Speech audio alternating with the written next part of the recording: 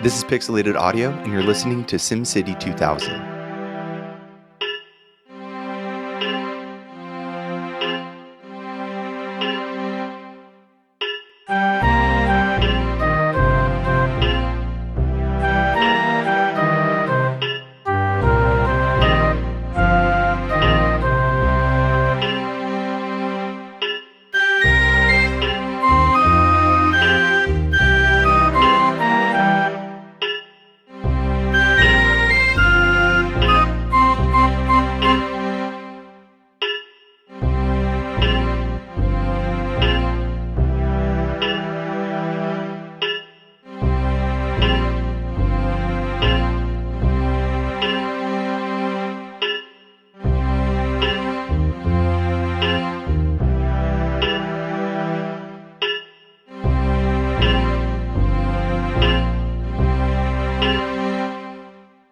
All right, welcome back to Pixelated Audio, a podcast focusing on game audio, its history, and the people behind it. We're your hosts. I'm Brian, and this is Gene. Hey, everybody. Good to be back. We have a very special episode today, although it's a little bit different than how we would normally do it. We're going to be playing the music from SimCity 2000 and a few tracks from SimFarm, composed by Sue Kasper. Now, normally, we would have our composer on the show, but we asked very politely, and Sue asked to not be on the microphone. She wanted to do this through correspondence. So we had a very nice set of conversations. She sent in a lot of really great answers. So we have my wife, Michelle, joining us to be the voice of Sue. So Brian and I don't have to do anything weird when we're reading the answers. But it is technically a composer show. I was really happy to, get the opportunity to chat with her and highlight a composer that, was involved in a very influential game, but doesn't really get a lot of credit. So that was, I had this bug, I gotta get Sue on the show. So I did the best I could, but I'm really happy with what turned out. Yeah, if you grew up in the late 80s, 90s, you would have passed by this game at some point. It was very influential, and maybe some of the music you don't necessarily remember, but that's not necessarily a bad thing either, because a lot of the music is meant to be ambient and kind of be there for you while you're creating this city, this world. And so I think it does a really nice job of getting you into that mood. And we have a lot of great tracks to go through and talk about some stuff from the 90s. So I'm excited to go through it. That track that brought us in was Dawn of City, composed by Sue Kasper. And this is a very sleepy track, but it's the dawn of this episode, so we wanted to start with that and get everybody in the SimCity 2000 vibe. I really like this track. I was reminded of Civilization. This definitely speaks of city management or simulation games. I don't know how to explain it, but the kind of slow strings and sparse texture really fits the vibe. I was first introduced to SimCity 2000. I was a big fan of SimCity, and SimCity 2000 was kind of revolutionary. I remember when it came out, it was really popular for kids around the school because one of the big things is in our computer lab, they had just upgraded from, I don't know if it was C64 or some 386s or something, and they upgraded to Macintosh Performa 636. CD, I think they had at the time. Maybe it was right before the CD version. But anyways, it was a Macintosh Performa, and this game was installed on the drive. And I remember, I don't know if somebody was in there with floppy disk installing it on all the machines in there, but kids would go into the library at our school and just play this game like all the time. And it was so fun, so popular. Kids would talk about it. Just building stuff up, waiting for aliens to attack and all sorts of lasers and fun stuff. So it's really revolutionary for your time. And I think it drove a lot of what later simulators would kind of, I guess, emulate. We're kind of going in a weird circle here, but emulate to bring back into their Sims. Really, like, Civilization was huge for me as a kid. I basically learned all my history through that game. And SimCity, I learned a lot about just finance, finance and money management and stuff that a kid usually would not care at all about. But to progress in this game, you have to have some common sense. So educational at the same time, but a really good game. I briefly had the "you can't cut back on funding" guy as my avatar in a couple of places, so I love that guy. Michelle, you can jump in at any time, but have you played much of SimCity 2000? Yeah. Also, thanks. welcome, Michelle. Yeah. Yes. thanks for having me. No, it's really awesome to be able to kind of give a voice for Sue, but also to hang out with you guys. I did not play this game a lot. I was playing Sims, just Sims. Oh yeah. A lot. But I did pick this up a little bit, and it's such an iconic game. So really, I understand kind of all the references that you guys are talking about, but it's really a good one. I think this game, you can actually still go back to it and enjoy it. Like, I played Civ 1, I want to say a year ago, the original. I played it on through, I think, like DOSBox or something like that. But it still holds up, man. It's still really good. There's some quality of life things, using the keyboard and mouse that are a little annoying. But as far as gameplay and stuff goes, it's still great. I love simulation games, so I think I would probably enjoy it a lot still today. I guarantee you all the games coming out, like Airport Simulator, Farm Simulator, all these things have some, like, whoever designed it, they grew up playing SimCity 2000. I guarantee it. So, anyways, let's get into it.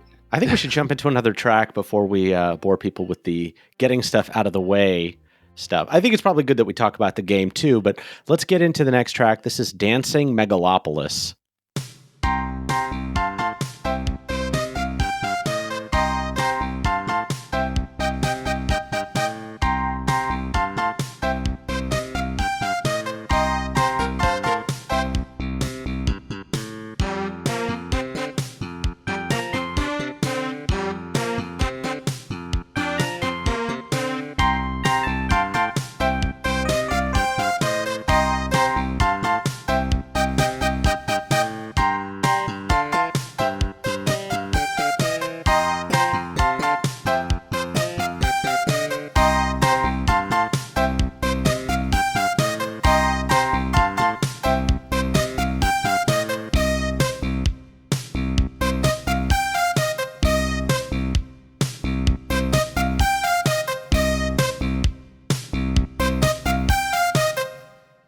All right, that was Dancing Megalopolis, composed by Sue Kasper for the game SimCity 2000. I feel like it's a very iconic melody there. I don't know how much of all of the music I remember, but this track is definitely burned into my brain a little bit. This is one of the few. I mean, the game, if you listen to this track too, it's iconic. It's very minimalistic, which I like because this, usually when you're first building up the city, you really don't have a whole lot, right? There's just like some farms and some hills. And so, yeah, I think it's, just kind of getting into it, and this kind of gets you moving a little bit. So it's nice. So let's talk about SimCity 2000. So just to give people a brief overview, it's a city management game and is a sequel to the very successful original SimCity, which I did also play. Not that much. It was a fun game, but I definitely sunk my lion's share of hours into this one. Like the original SimCity, SimCity 2000 was a massive worldwide success. Originally came out on PC in '93, saw a bunch of additional releases on the Macintosh, even the Acorn computer, Amiga, FM Towns, PC 98, Super Nintendo, PS1, Saturn, N64, and even Game Boy Advance, which must have been a nightmare to play. Yeah, I had a friend that lived down the street who had it for Super Nintendo, and I remember it being really challenging, but I think you could use the mouse with it, if I remember correctly. The Super Nintendo mouse, the Mario Paint mouse. Could be wrong. Yeah, I could see it working well with that. Yeah, it was developed and published by Maxis, a company co-founded by well-known game developer Will Wright. Maxis was responsible for the SimCity series, Spore, and the extremely popular The Sim series. They also released a lot of smaller games over the years that listeners may recognize, like Sim Ant, which was a big hit for me. I loved Sim Ant. Sim Copter was cool, Sim Golf, Sim Isle, Sim Toon, Sim Park, and even published a few Japanese simulation games like A-Train and Sim Tower. A-Train has been on like every Japanese platform, so you'd see that if you look around. Soundtrack's pretty good for it too. But, with all that out of the way, we're not here to talk about Maxis and their games in general. Today, we're going to talk about highlighting and celebrating Sue Kasper's work on SimCity and SimFarm, SimCity 2000 rather, and SimFarm, and hearing about her experiences. And as we mentioned at the beginning of the show, Brian and I are going to be asking questions to a fake Sue Kasper, and Michelle will be answering as her proxy. Yep. You make it sound bad when you say a fake Sue Kasper. No, we got the answers. We have she will be our Sue Kasper narrator. I'm a real person. Yes, a real person. She's We're a all real person, people. Gene. Yes. and Bay Area native. I have to say, so many of the touch points in these stories resonate with me. It's like, I know that place. I've been to that place. Yeah, it's really cool. It's changed a lot in the 30 or so, 40 years since some of these stories happened. But like I felt very connected to the stories that I was reading. But yes, let's get into one more track. Before we do that, this is the track, The Sim Magic Experience Mode.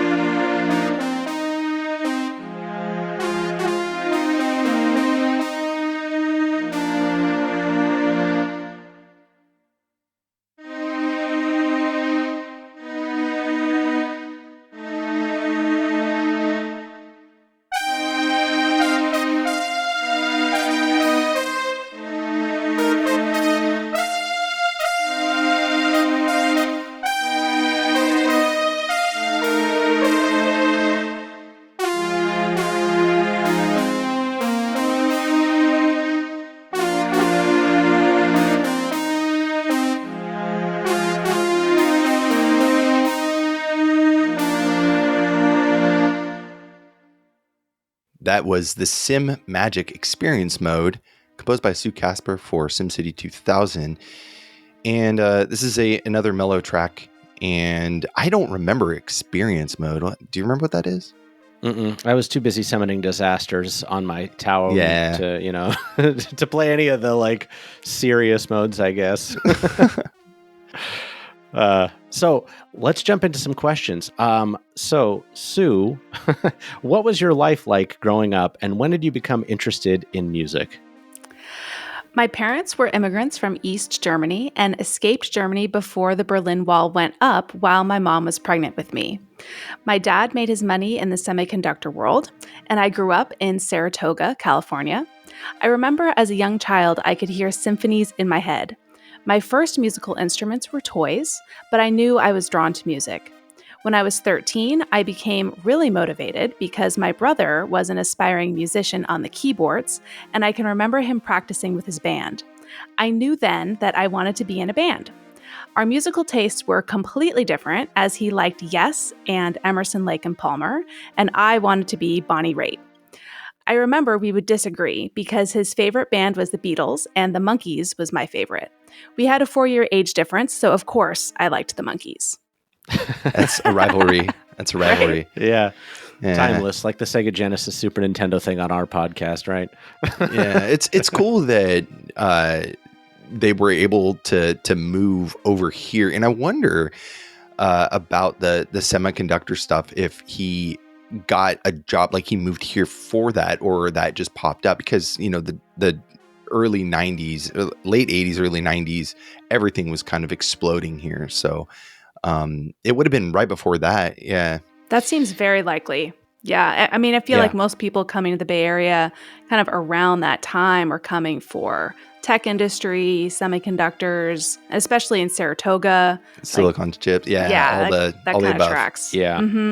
I mean, the semiconductor stuff was definitely the precursor to all of the, modern desktop home computer industry. I actually had to look this up. I didn't really think about it, but the Berlin Wall only came up in 1961. For some reason, I thought it was a little earlier than that, which still quite a long time ago. Let's be clear. But I somehow thought it came up in the late 40s or 50s, but still. Huh. Well, let's get into another track. This is Skyscrapers, so let's take a listen.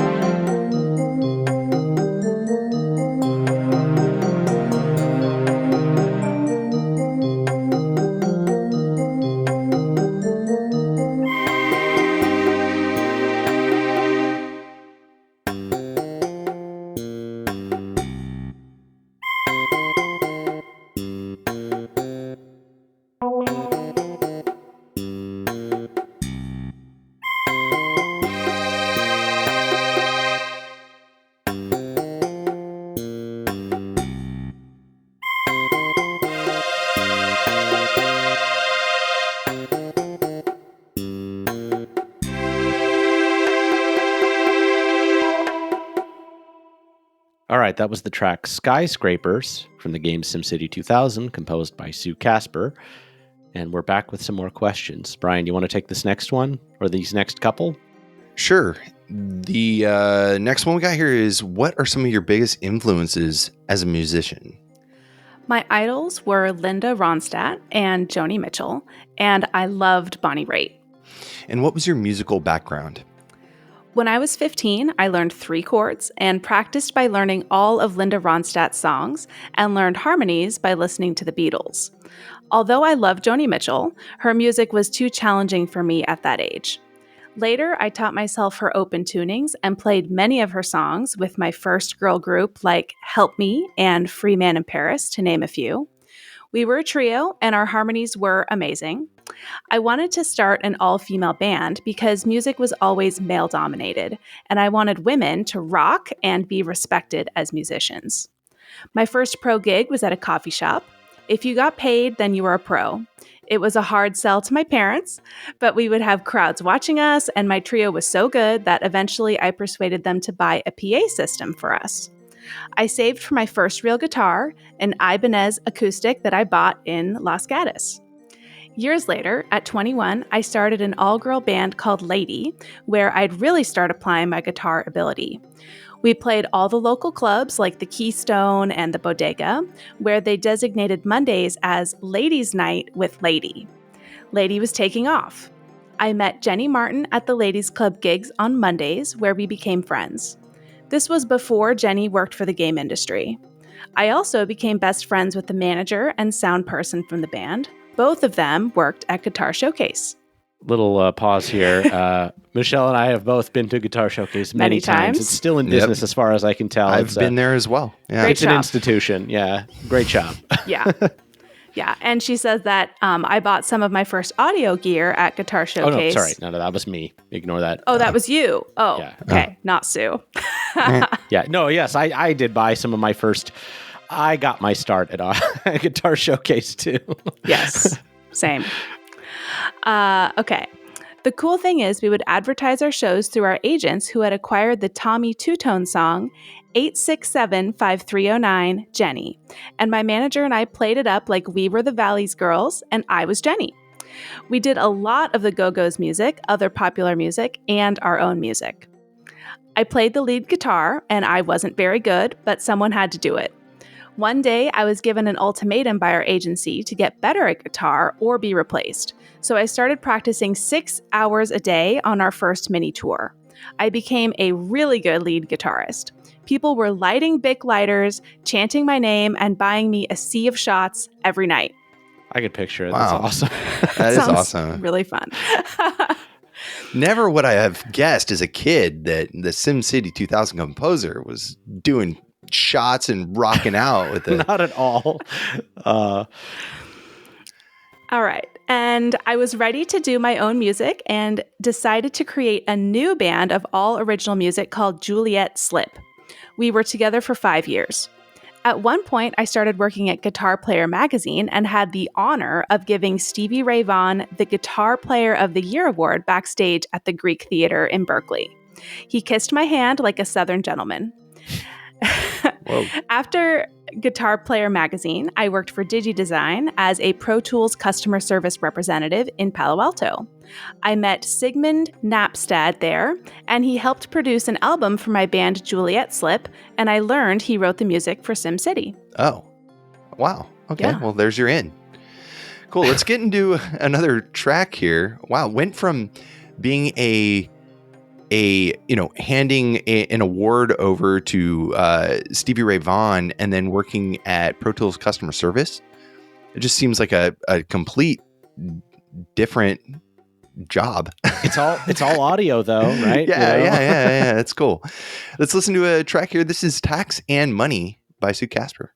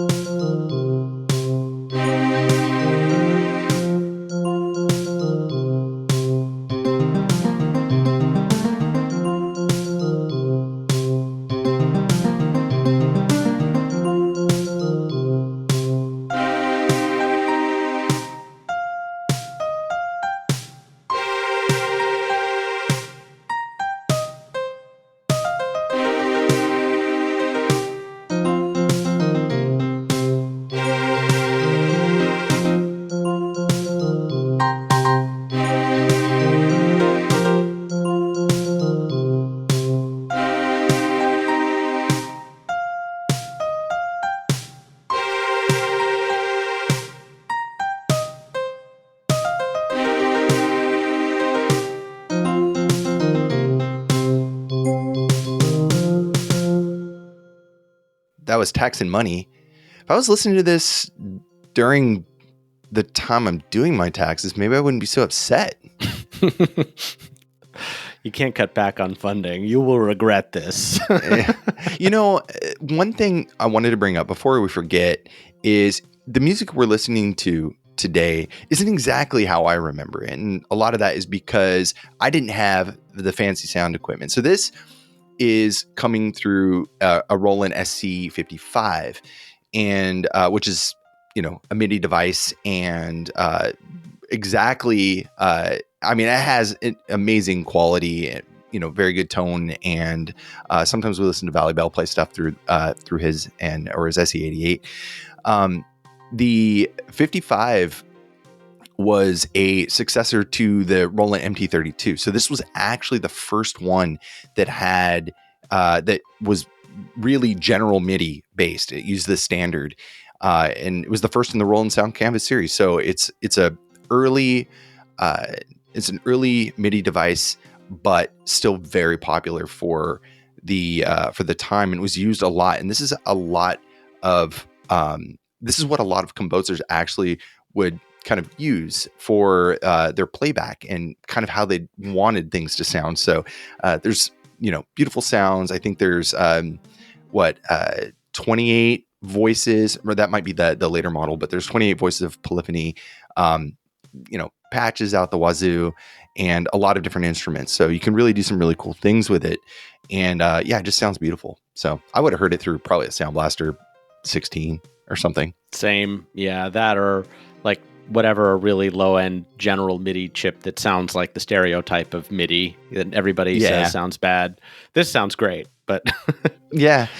And so, with that being said, let's get into our next question for Sue here. How did you get introduced to Will Wright at Maxis?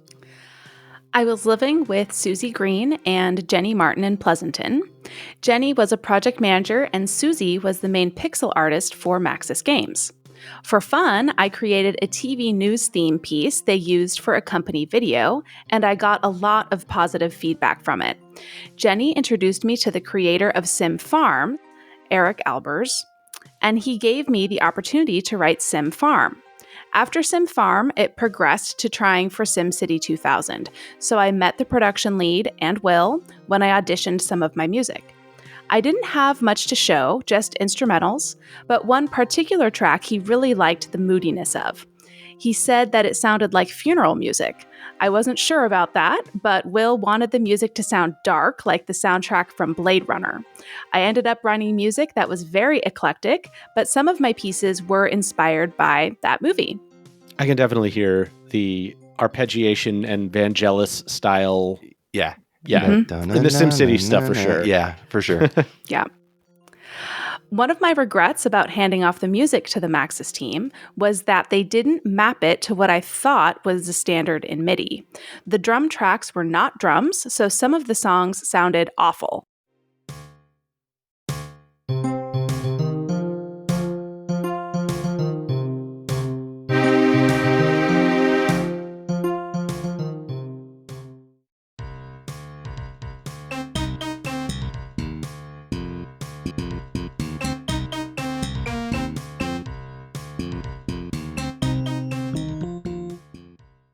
I have really felt redeemed by many of the SimCity 2000 remixes. During my time, MIDI was the only format available, so I was limited in what I could do with the music. There would have been an advantage to being a keyboardist versus a guitar player. I managed by plotting the MIDI notes step by step. Yeah, so that kind of goes with what we were saying about this MIDI device, right? The SC55. If you were a musician outside of the computer or tech space, it probably all sounded awful, right? Like you're used to those real timbres and stuff like that. Now, MIDI did its best to approximate, but the sounds are still MIDI tones, right? And you can hear that it's not exactly a real instrument, but it does its best. So I don't think it sounds bad at all, but maybe to what she intended, it just doesn't quite fit the bill. Do you know what I mean? Especially as a lead guitarist. It's also possible that the original version may have had like unusual mappings that they may have fixed in later versions. I've definitely seen stuff like that happen. We've played some stuff on our show where it's like, is that really supposed to be playing that sample? I don't know if that's true. We've actually had people at VGM Rips fix some of that actually when they re-release it. So it's not unusual. But I really feel Michelle didn't sell it, but I really feel for a guitarist having to figure out keyboard entry in MIDI. It's like you're playing it on guitar, trying to figure out like, okay, what pitches are those? It's, jumping through the keyboard. That would be really hard. But I do think, I mean, you can hear in her music, though, how she envisions the different instruments, right? Like, as a gigging musician, I think you can really hear that, like, the band in her tracks. And I think she did a really good job trying to, to map that to the MIDI score. I mean, I think it sounds great. Yeah. I mean, just listen to it through Sound Blaster 16 and then we'll talk again. But no, I'm just kidding. Sure. Let's get into... So she was talking about SimFarm. We have some tracks here from that. Let's get into the title theme of that because it's pretty cool.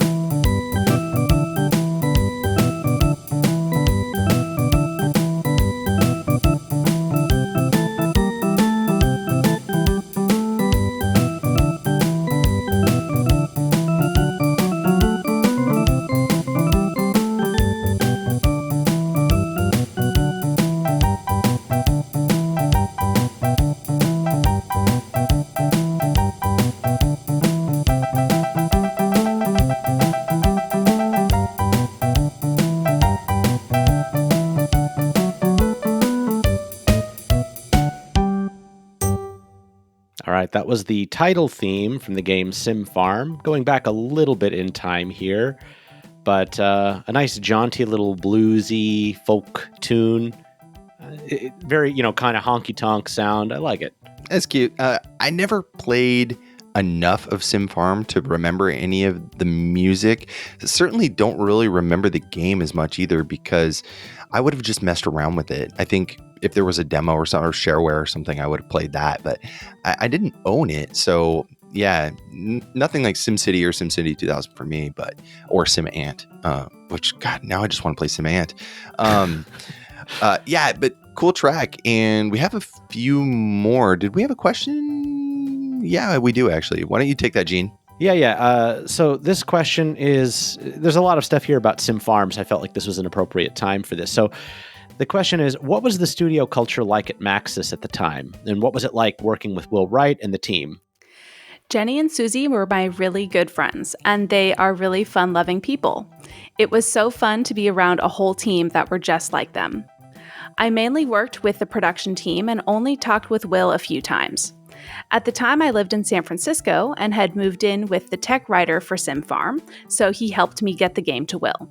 You're credited on 2 games. We mentioned SimFarm and SimCity 2000, but tell us about your experiences working on SimFarm.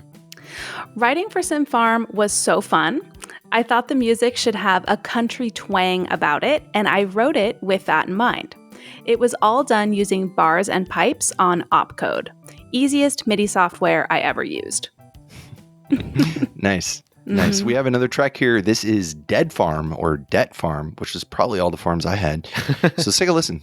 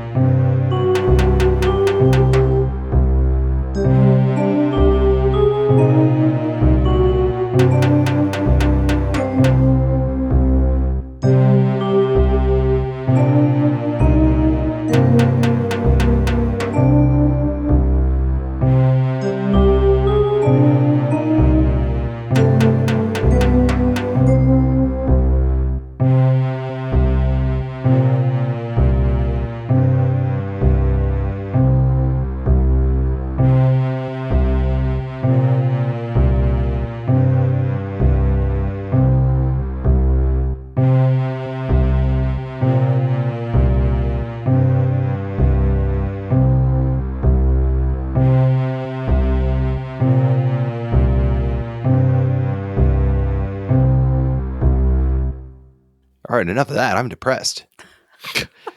Okay, that was Dead Farm, or Your Farm is in Debt, which is, I guess, almost game over or something, right? At that point. This has to be the song that Sue was talking about that Will thought was really down and depressing, and he's like, "Oh, we need more of this for SimCity 2000." I love that like knocking effect that happens in there. It's sort of like, it's either like like a the wind vane knocking, or somebody's knocking on your door. It's very unpleasant. Or I thought it was like a crow or something, like a bird, like doing something weird, like a tumbleweed hitting a rusty oil can. I love that. I love that effect. All right, what was the feedback loop between you and the game designers on the soundtrack to SimFarm? It was a very tight loop since I was living with the guy. We were just roommates, and he started dating Carla, one of the girls that was in Lady, and later started The Charms, a tribute to the girl groups of the 50s and 60s, which I also played in. Carla went on to create Rock Girl magazine. She had Anne and Nancy Wilson from Heart as writers. I have super cool. I have always been in several bands at the same time. That's awesome. So I had to look this up. This is crazy. Rocker Girl, the first issue came out, I think, in 1994. It was, you can look it up on Wikipedia. I'll probably post a link to it in the show notes. Carla DeSantis, San Mateo, 1994, again, started a zine. I guess it was the first zine that, had widespread distribution that was fully about women rockers. The picture in the Wikipedia is, of the band Sleater Kinney. I guess that was issue 10. That was, I'm blanking on her name, but she's the main person in Portlandia. What is her name? Oh, yeah, that is her. What is her name? I mean, she was in a girl rock band before then. Yeah. That is, you're right. That is her. That's totally her. I'm blanking right now. Carrie Brownstein. Yes, that's correct. Was that it? There it is. Yeah. Oh. So, for all we know, Sue was partially responsible for her taking off. I don't know. I'm just kidding. But, it's really cool to see that even from the very beginning, she was always really interested in elevating women rockers, women musicians. We happen to have a really talented woman musician on our show today as well. Sure. But thanks, Jean. I do really appreciate that about reading through Sue's answers. And, the gaming industry is also very male dominated. And I think that it takes a lot to, get out there and do your thing, especially in an industry of music that's already male dominated, and then on top of that, gaming being additionally male dominated. So I think that's really great, especially in the US. It was really a problem here. Japan had kind of figured it out earlier, like everybody can write music. Europe was also pretty late to the game too, but in the US it was really hard, I think, for women to get their foot in the door for some of these companies that were just so male dominated at the time. So let's get into our next track here. We have two different ones to choose from. Jim, what did you want to do? You want to do Town Rodeo? I think Home Improvement, or I guess it's also called COWMAN, is the more unique track. I like them both. Do it. But let's do it. Let's do that one. COWMAN? COWMAN.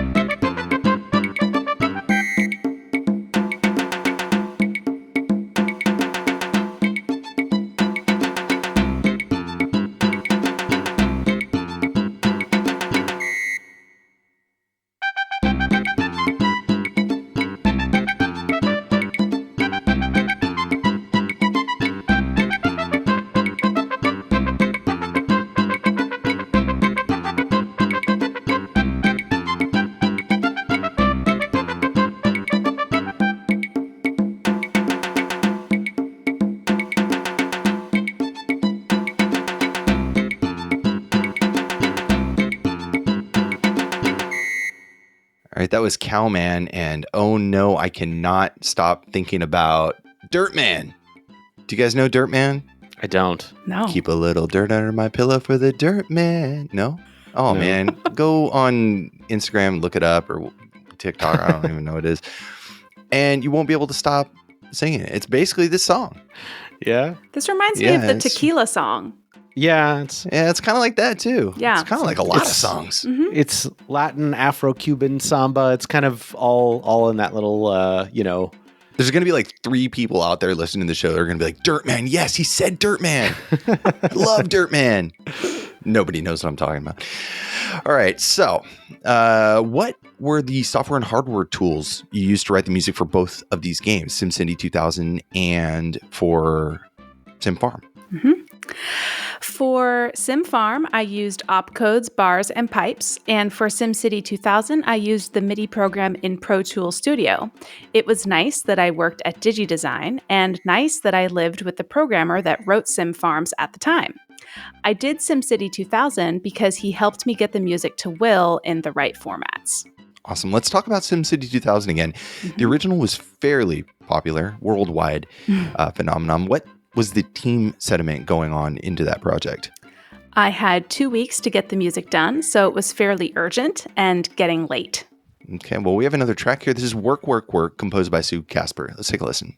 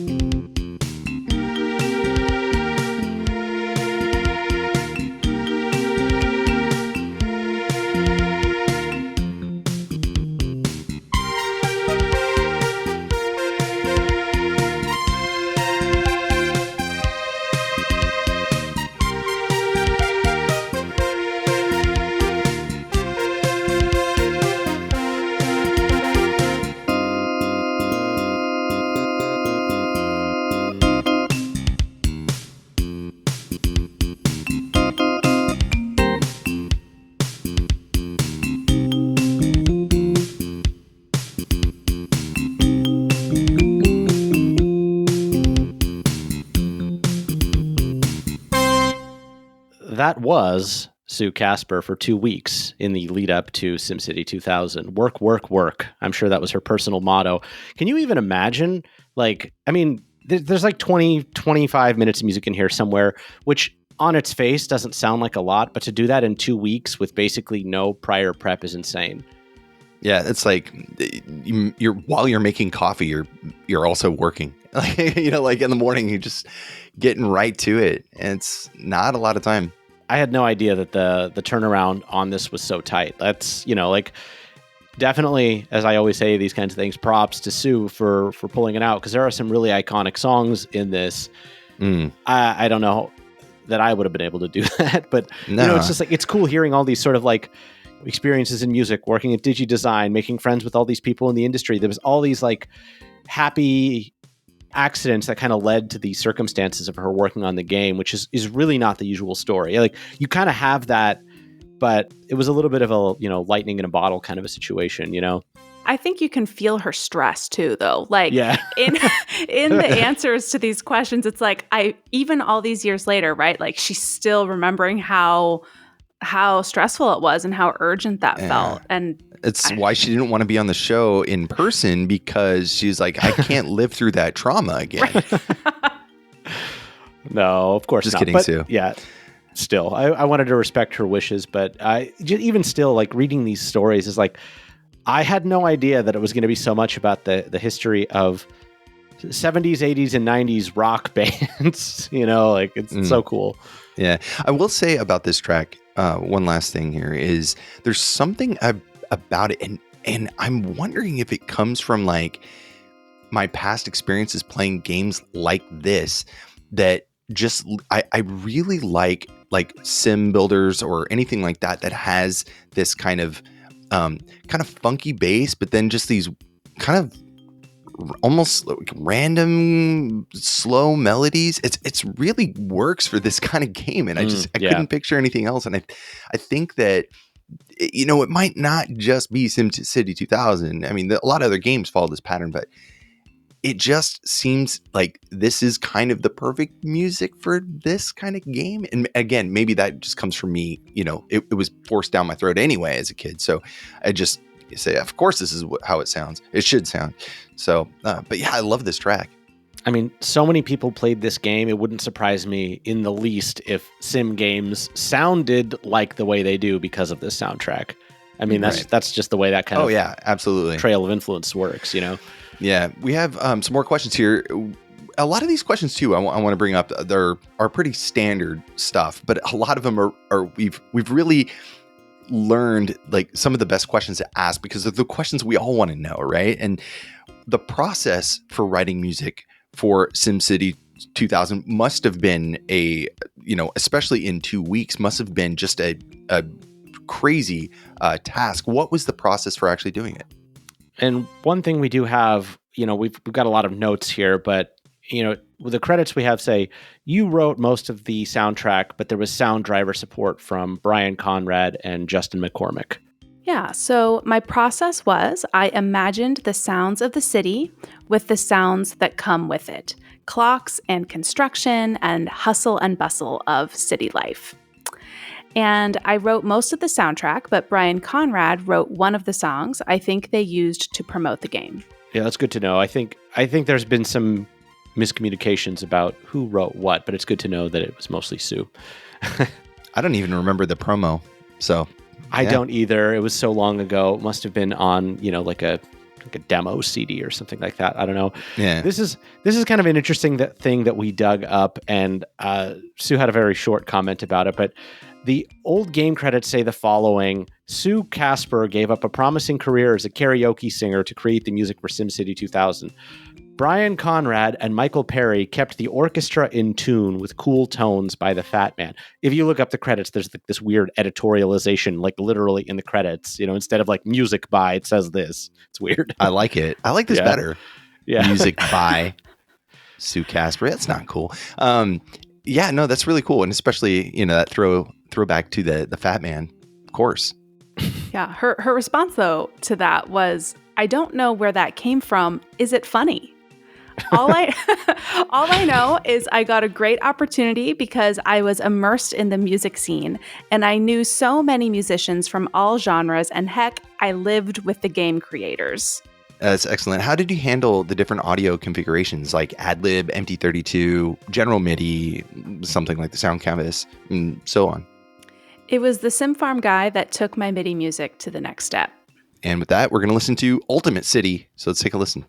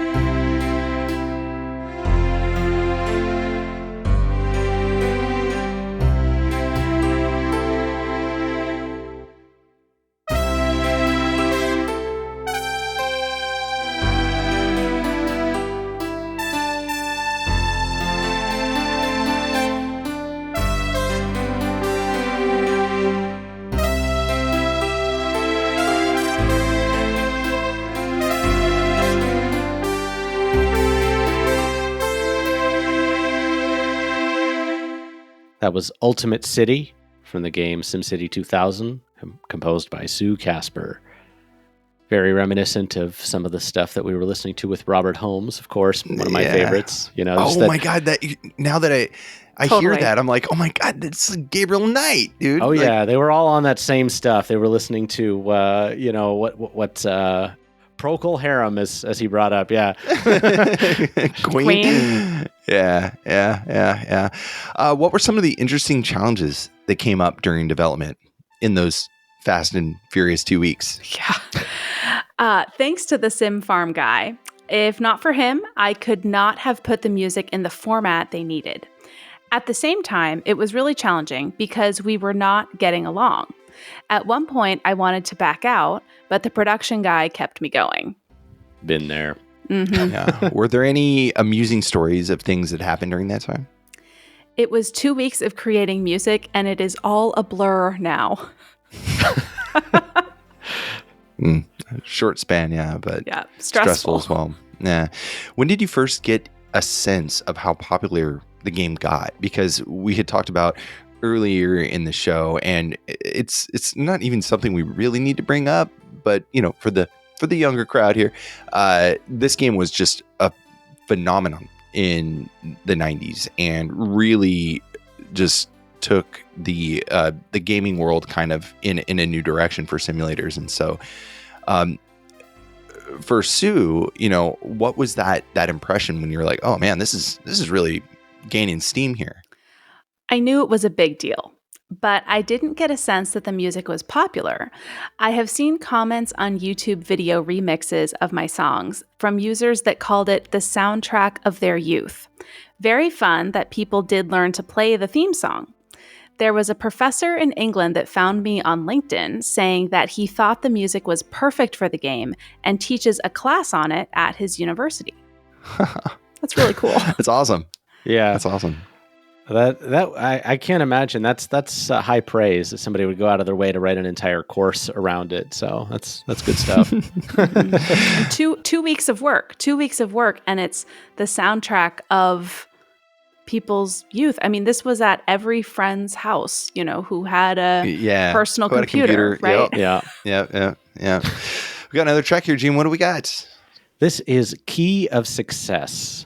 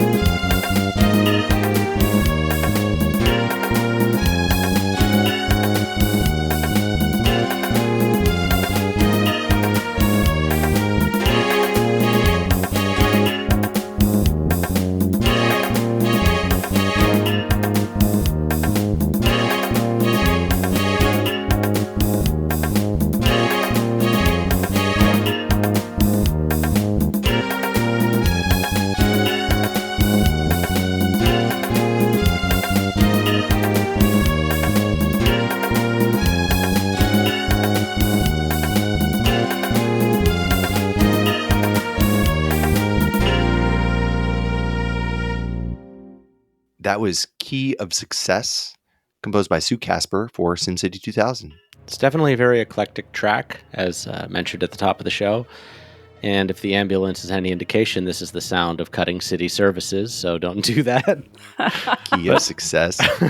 The beginning part just sounds like a key dropping. I was like, "Was that it? No, there's got to be more." It's actually, pretty fully. I could hear, like you were saying, Michelle. I could hear the band in this one for sure. Mm-hmm. Like I could see the keyboardist. Oh, I wanted a stage. sousaphone to be playing that bass line so bad, and a marching band to do the rest. Even though it's not a marching band song, I just wanted to hear it. Like see some poor kid with his cheeks all puffed up trying to play that through the sousaphone. That would have been awesome.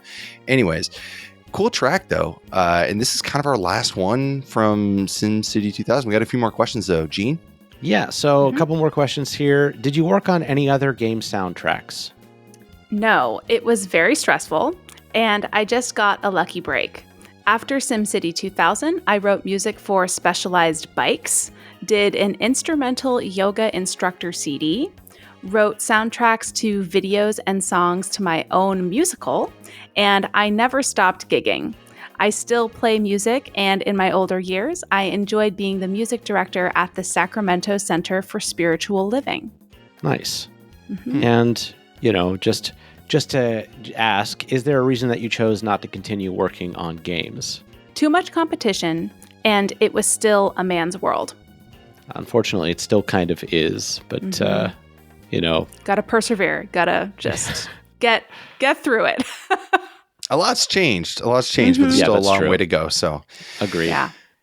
And so for this last question, is there anything else you'd like us to know? I am not allowed to make any money from the music since Maxis owns the rights. Someday I would like to release the original soundtrack of the music before it was butchered in the game. I gave them the MIDI files and they claimed they mapped the sounds. The sounds I used really sounded like a CD would sound. Lastly, I want to say that I am so grateful for music. It has given me such a fun and joyful life with so many wild and wonderful experiences. Thanks for this opportunity to go down memory lane.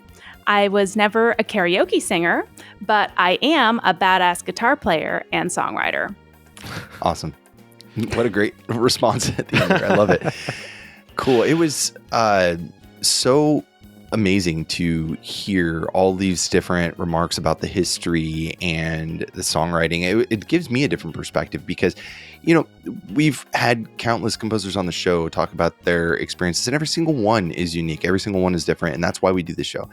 And, Sue's experiences, especially even in really just a matter of weeks, her career, and we're talking about her today, 30 years almost later, and the music is still, people are still commenting on it, still doing remixes and still listening to it. So it's pretty incredible. Yeah. I'm glad that I chased this down. I just could not get it out of my head that I just wanted to talk to Sue so badly. And I'm really glad that I did because, like you said, hearing those stories and, both Michelle and I are from the Bay Area. So it was like, not only do we know all of those cities, we know a lot of the places that she's been. And it's like, and I've been here for so long, might as well just say I'm from that here too. now. So, it's, it just, like reading these was just so, I don't know. I could practically feel the interview, even though I was just reading the responses. I was like feeling like I could imagine like her sitting down at, a coffee shop down the street, just talking about all this stuff, like, I just walked down the street and got this guitar and, whatever. Anyways, today we covered SimCity 2000 and SimFarm, composed by Sue Kasper. And the answers were just really, it was so fun to hear these experiences. And I got to say, Michelle, you just killed it as our Sue proxy. Thank you so much for helping out with us on this. Oh, thanks. Thanks for having me. It was my pleasure. Very fun. Yeah, it was great. Thanks. Did you have any plugs that you wanted to do, Michelle, since you are on our show? Please take this opportunity to do so. Yeah. Well, Mag West is coming up. I'll be singing.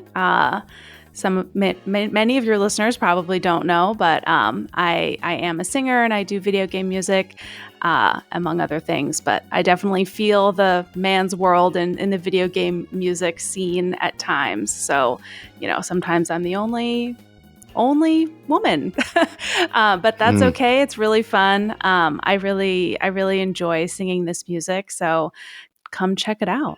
Yeah, Mag West is gonna be fun this year. Can't wait. It's really a little fun. later in the year too, so it is. That's also nice. Late September, and I think you're leaving out a very critical part, Michelle. If all goes well, you're not just going to be at MagWest, you're going to be singing on the main stage. Yeah, I guess I'm allowed to say that. You are. Yeah. They're publicly announced, yes. Oh, okay, good. Yeah. So yeah, I'll be singing with Tiberian Suns. I recently was on their album for Ace Combat doing vocals, and also did their single for One Winged Angel. And so I will be singing that as I think it's the finale of the Friday night headlining act. So really excited for that. Yeah, it's gonna be super fun. Awesome. That sounds awesome. Yeah, can't wait. Anything else, Gene?